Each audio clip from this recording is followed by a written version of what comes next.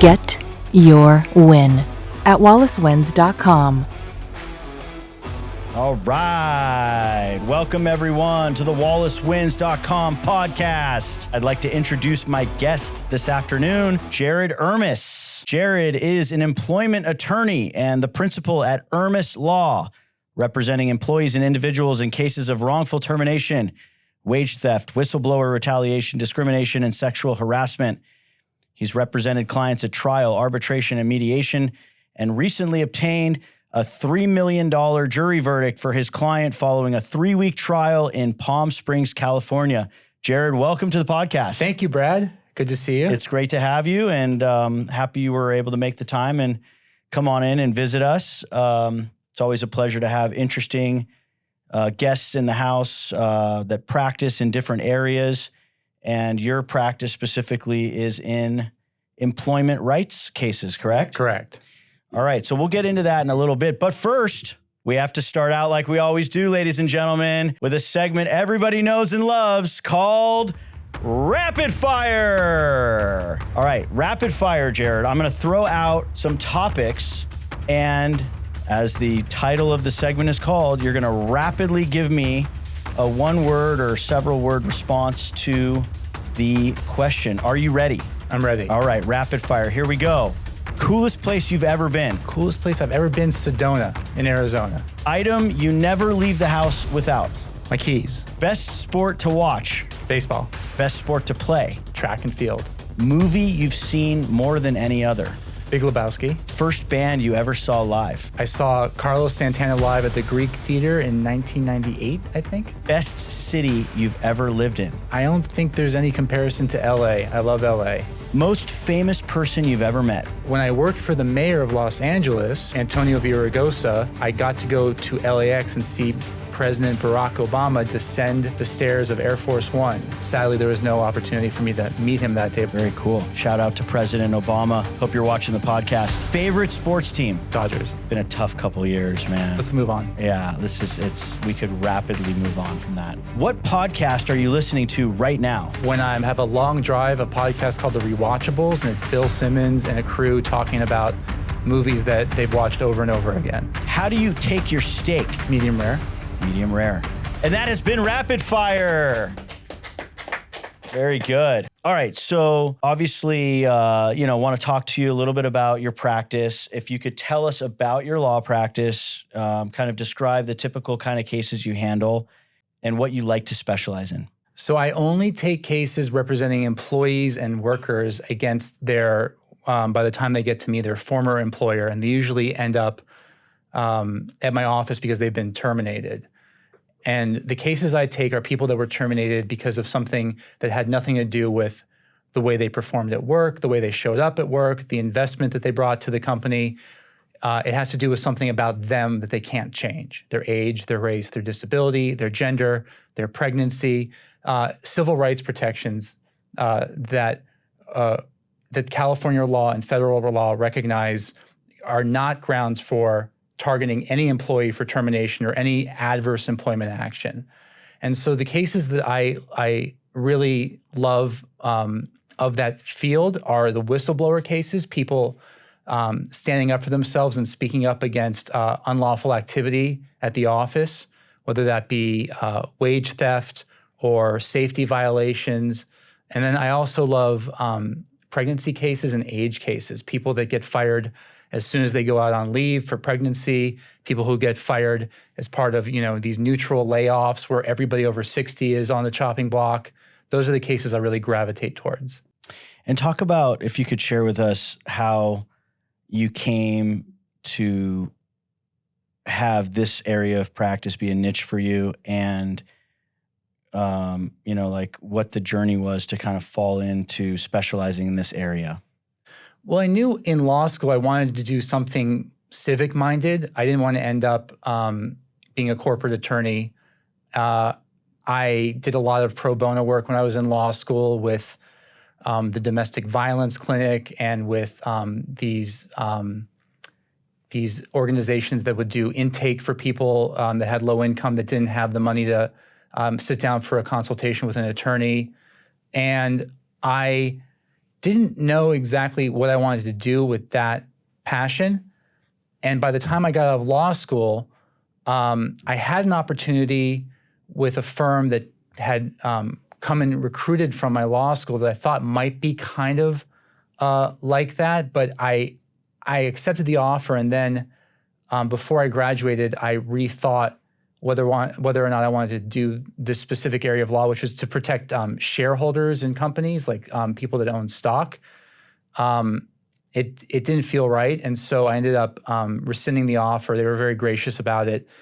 But then I kind of didn't know what I wanted to do, and I tried a few different things. I tried some personal injury, but eventually I found employment law, and I really gravitated to it because there's a lot of fact-finding and an investigation and a lot of like uncovering lies. Because almost always in these cases, you'll have the employer give a perfectly valid reason for why they terminated this person. You know, they showed up late, or they made a mistake at work, or, you know, they had a conflict with somebody at the office and they had to cut them loose. And you say, okay, let's really take a look at that. And then you get to have these decision makers sit down for depositions and walk through a timeline of exactly what happened. And you get to figure out that these reasons are completely manufactured, blown out of proportion.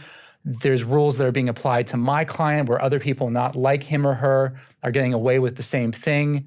And you slowly kind of dissect their argument. And what's left is this person was targeted not because of anything you're saying, but because of, like I said, their age, their disability, their race, their gender, their pregnancy.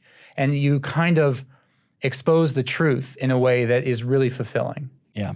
And being the voice for someone who otherwise wouldn't have the resources or the capability to even be able to obtain the information that you're able to obtain via subpoena or discovery or deposition.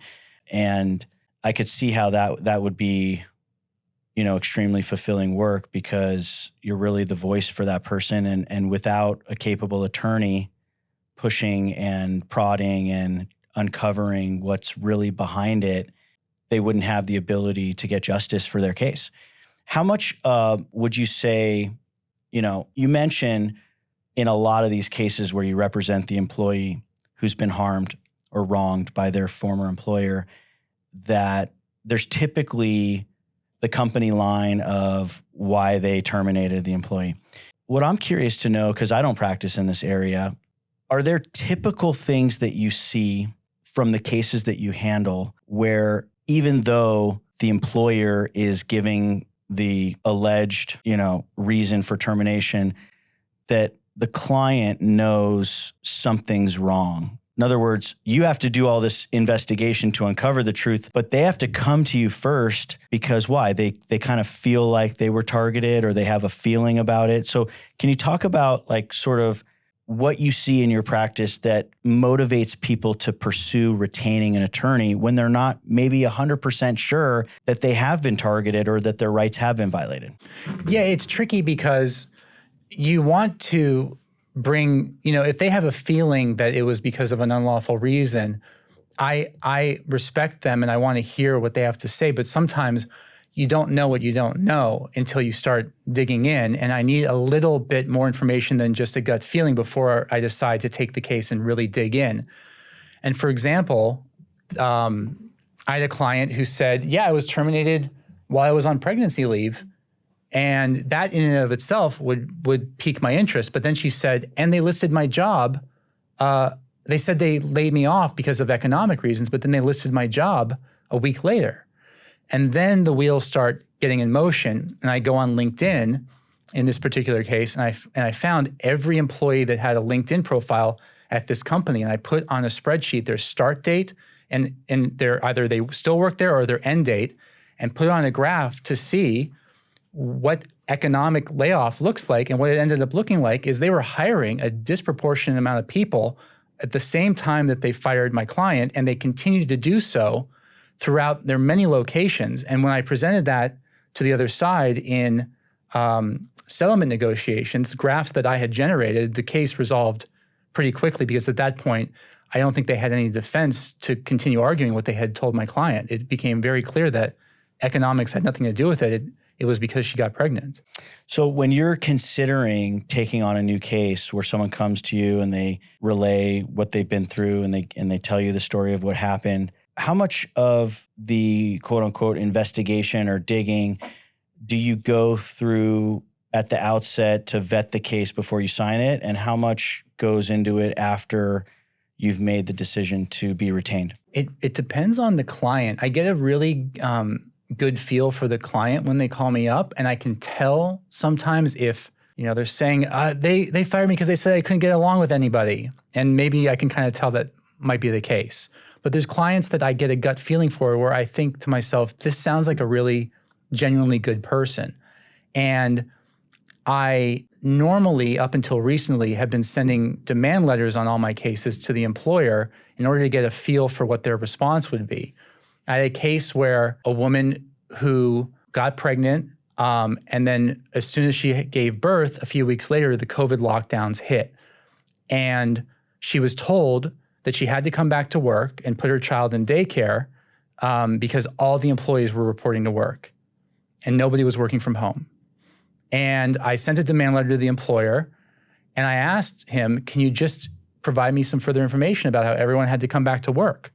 And he refused to do it. And he got really pissed off at me and hung up the phone in a very abrupt way. And at that point, I decided I have to file this case. And once I filed it and got the people in charge of the company deposed, they had to admit that they sent home 70% of their workforce to work from home. And the reasons they gave her why she couldn't work from home were not true. And that was because they were trying to force her to quit? That was our theory of the case, yeah. Interesting. And so, within your practice, representing all sorts of different kinds of employees and all sorts of different types of scenarios, what would you say is one of the most common questions you get from clients on a day-to-day basis? Do you think I have a case? And the answer to that is, I don't know. I don't know. If you're a good attorney, the answer to most questions is, it depends. It's based on a number of factors, right? Right. So, but that's, I think if I was somebody who was in a situation where I had been terminated or I had my rights violated, and I didn't have legal experience, and I was coming to seek a consultation with an attorney, that's probably what I would be asking as well. Because, I don't know what your experience is, but my experience is most folks who call up my firm, if they've been in an accident or whatever, most people aren't really interested in pursuing something legally if they don't legitimately have a case. Like people really, on the whole, really just want to only pursue something if they think it's a legitimate case and it's worth the attorney's time and it's worth their time and it's a righteous case. So do you find that in the employment side as well? A little different. I find that there's people that don't have an understanding of the law. There's terms that are used a lot in the culture like hostile workplace and harassment and retaliation. And I have to explain to a lot of potential clients, listen, I don't want to talk down to you. I want to help you understand what I see in your case as a lawyer, not as somebody that just got fired, not as somebody that used to work with you, but as somebody that really tries to apply the law. And the terms that you're using, I don't think they apply here. And I go through what harassment means, what hostile workplace means, what retaliation is. And I usually end up telling them, listen, it sounds like at the very least your boss was an asshole. But unfortunately, being an asshole is not against the law. If it was, there would be lines around the courthouse and you wouldn't get a trial for 10 years because everybody would be suing everybody for being an asshole. Right. And unfortunately, my power is limited to only address those things that are addressable under the law. And as far as I'm seeing your case, I'm not seeing any of that, but you should call as many other attorneys as you can because I'm just one attorney with one opinion. Yeah, and the truth is, if being an asshole was against the law, there'd be a hell of a lot of people in jail. Yeah, I'd probably be looking at a life sentence. I would have done some time. All right, last question of this segment. What are the biggest challenges as well as the most fulfilling aspects of your day-to-day legal practice? Oh, I think that The answer is the same for both questions. The biggest challenge and the biggest reward is the fear of the unknown. You don't know what you're signing up for when you sign on to a case. You don't know if there's going to be those vindicating facts on the other side. You don't know whether or not the case is going to settle because it becomes clear that something happened that was unlawful, or whether or not you're going to have to fight and go all the way to trial. And I think that what distinguishes any professional, lawyer, or anybody else in their field is that they've embraced challenges and gotten out of their comfort zone and survived it. Maybe they weren't perfect, they had mistakes that they made and they learned from it. But those are the kind of people that you want in your corner, those people that have really pushed themselves to deal with fear and discomfort, because there's nothing worth doing in life that doesn't come with some fear and discomfort. Right.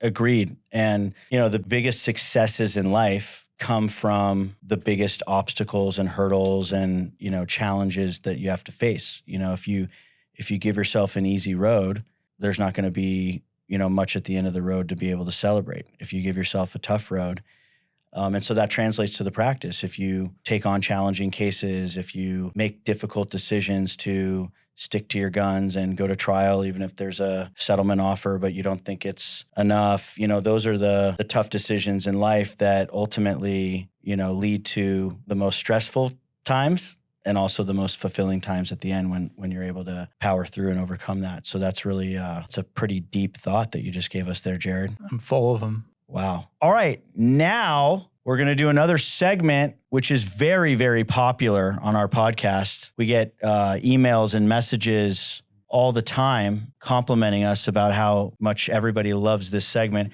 It's called Underrated, Overrated. And I'm going to give you a list of things, topics, items, and I want you to tell me whether you think they are underrated or overrated and a brief explanation as to why. Are you ready? Ready. SoCal weather. Overrated, because there's no fall anymore. We're in November. It's 85 degrees outside.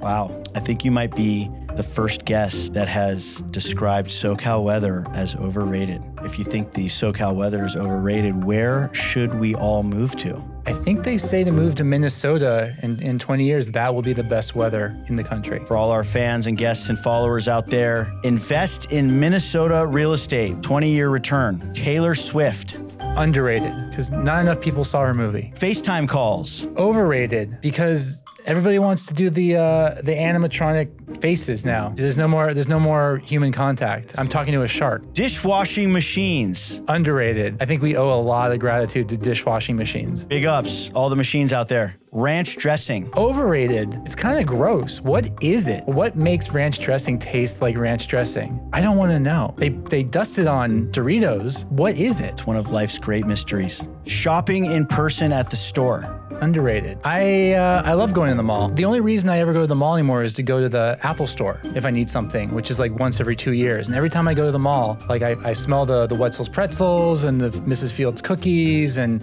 hear the elevator music, and I'm just like, oh, I'm home. Forgot about this. It's a small piece of Americana that hasn't quite gone away, but it's not embraced as it once was. Fireworks. Overrated. They scare the crap out of my dog. Yeah, we've seen that from prior podcast guests. By and large, the dog owners are the ones that overrate fireworks. Yeah. The 24-hour news cycle. Overrated. Terrible. Postmates. I haven't ordered from Postmates in years. I don't do any of that DoorDash stuff. I always pick it up. So overrated.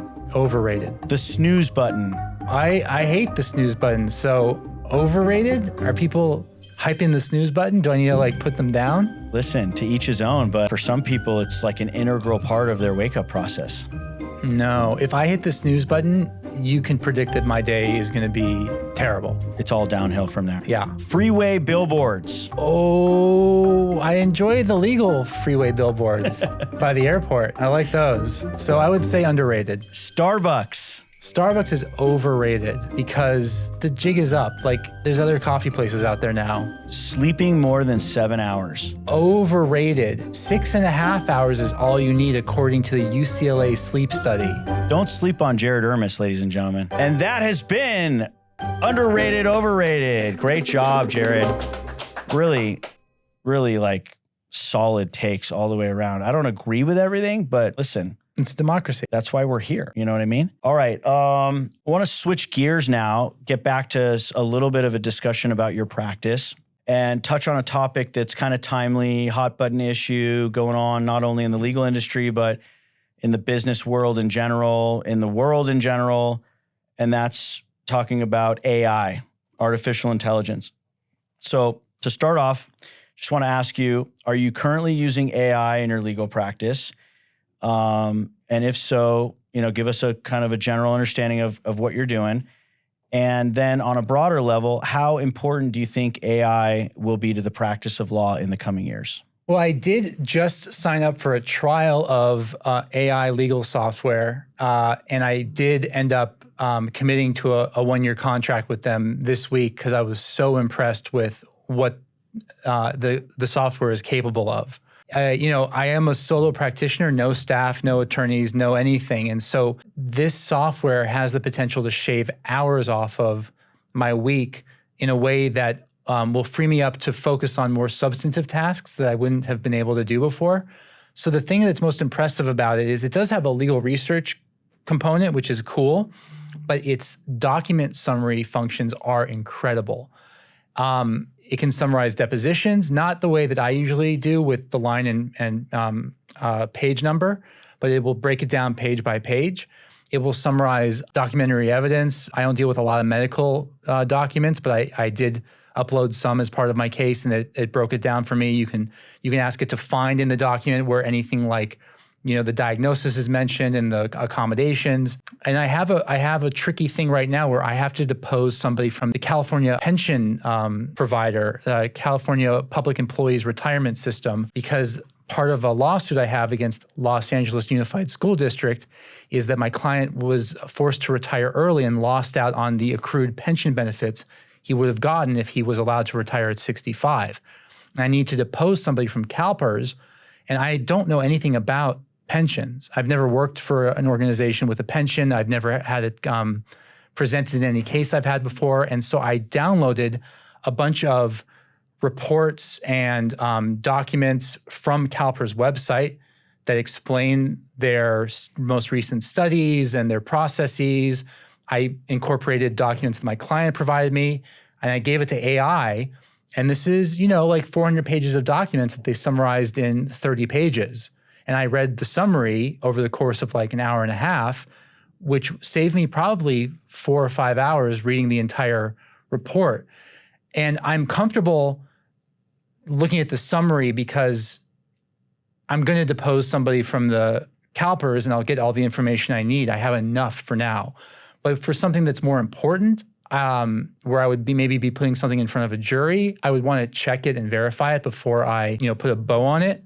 But the capability of this technology is incredible, and how it's going to impact our practice, I don't know. When I told a colleague of mine that I had signed up for the AI, she said, well, it's going to eventually replace all of us. And I said, no, I think it replaced the person I might have hired in a year or two, but it didn't replace me, which is unfortunate, I think, for those attorneys that are coming into practice out of law school, that some of those document review tasks that are traditionally the duties of new associates might end up getting absorbed by technology.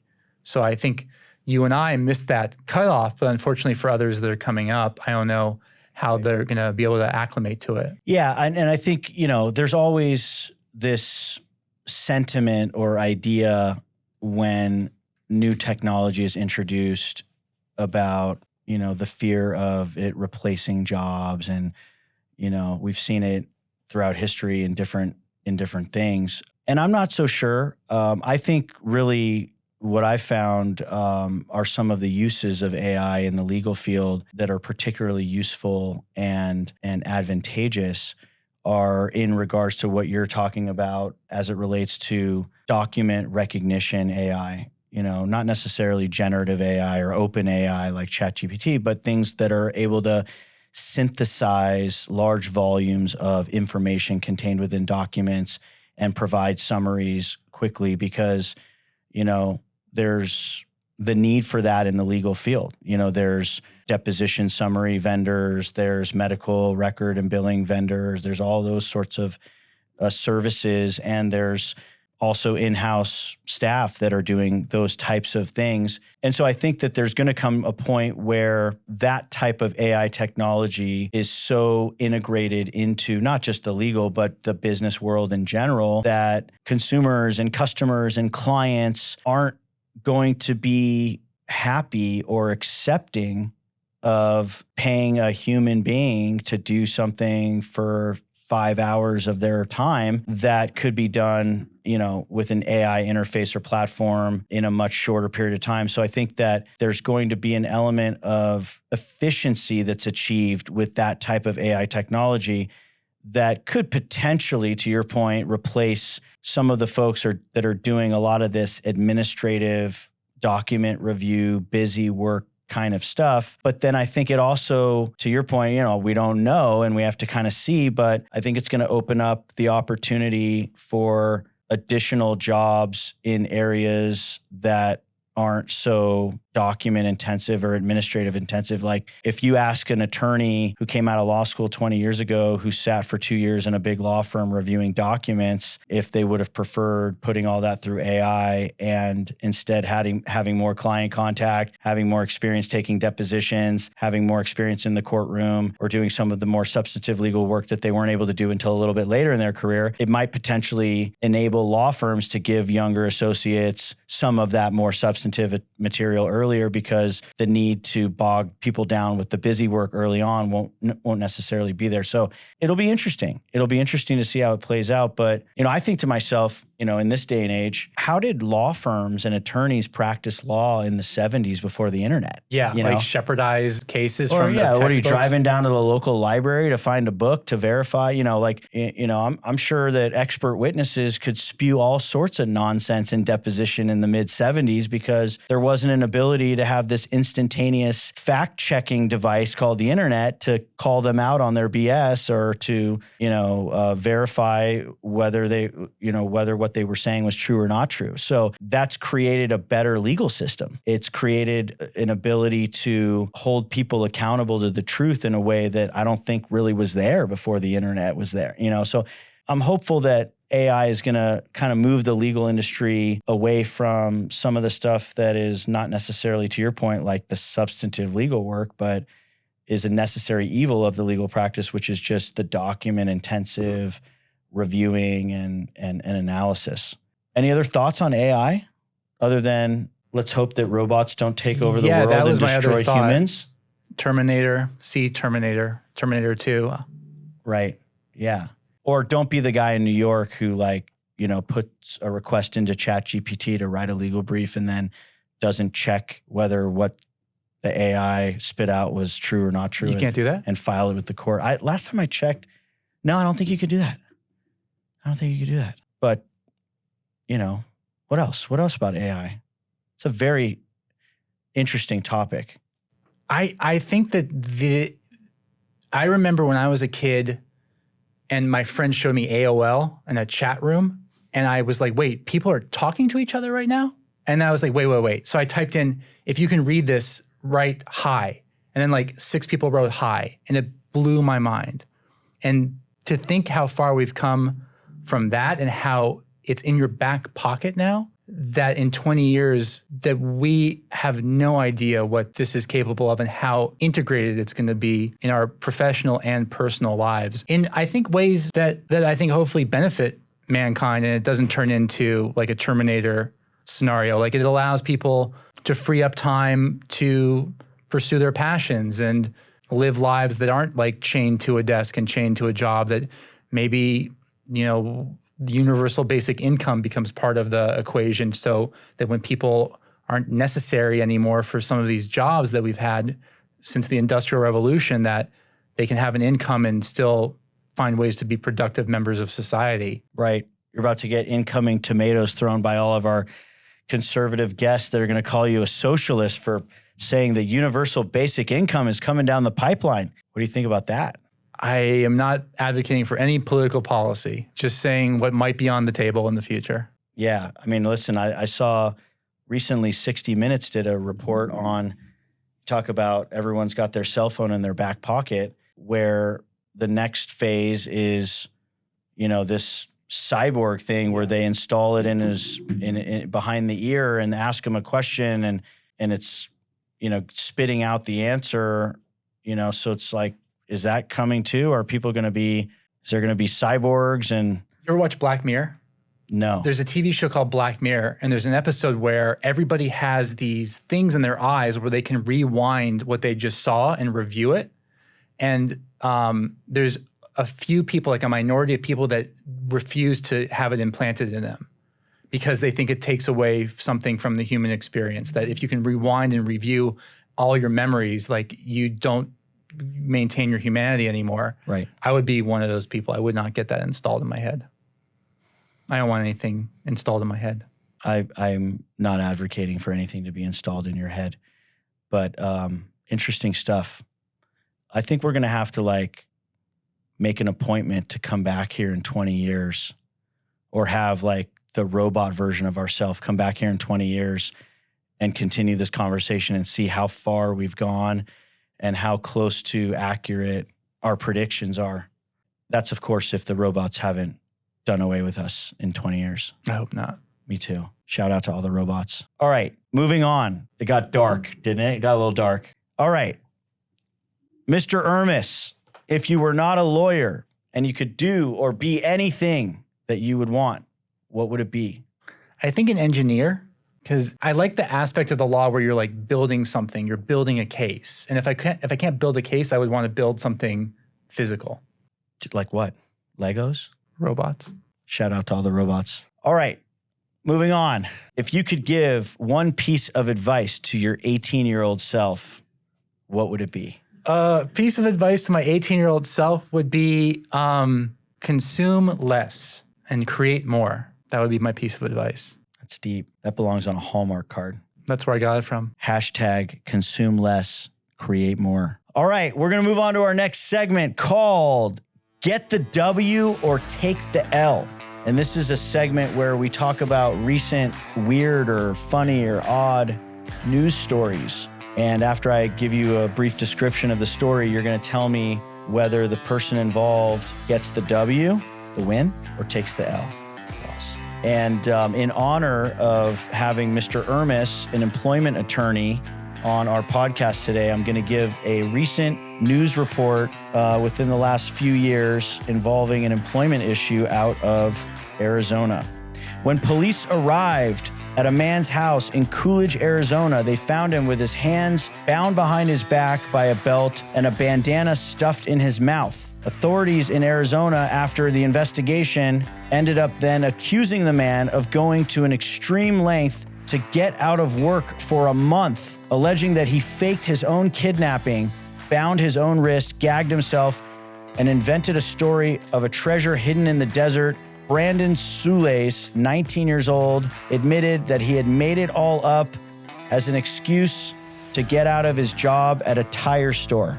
He was later arrested and booked at Coolidge Police Department, but for faking his own abduction to miss work at the tire store for a month. Does Brandon Soulace get the W or take the L? He gets the W because he worked at a tire store and he was tired of working there. I see what you did there. Listen, he just, he figured this is where the rubber meets the road. At that point when he got arrested, he realized that his life had come full circle. Tread lightly. All right. Well, Mr. Soulace, according to Mr. Irmas, you get the W. Keep doing your thing. Hopefully he doesn't actually really get kidnapped in the future, because then it would be like that would be the boy who cried wolf. Yeah. That would be pretty funny. That would be ironic. Yeah. All right. Well, that's it for Get the W and Take the L. And that concludes today's podcast. We want to give our sincere thanks and gratitude for Jared Irmas of Irmas Law for stopping by. You've been a great guest, a great sport. It's been great to have you, and we wish you abundant success in all your future legal endeavors. Thank you so much. And tenfold upon you, sir. Thank you. Thank you. And for all our guests out there, we'll see you next time. Thanks for tuning in. This has been the WallaceWins.com podcast. We're out. Get your win at wallacewins.com.